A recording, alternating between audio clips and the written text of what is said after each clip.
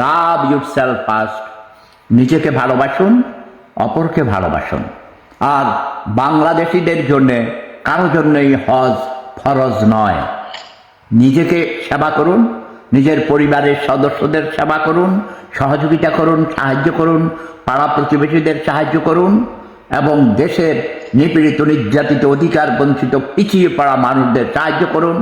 দেশের আইন শৃঙ্খলা সুন্দরভাবে যাতে চালাতে পারে, যে কোনোভাবেই হোক। প্রফেসর ইউনূস সাহেব ক্ষমতায় এসেছেন, এখন আমাদের উচিত হবে সবাই তাকে সহযোগিতা করা।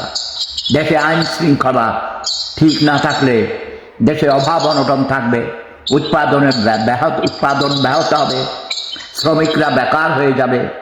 কাজেই আমি অনুরোধ করছি, সবাই যখনই যেই সরকারি থাকে তাকে সহযোগিতা করবেন দেশের উন্নয়নের জন্য।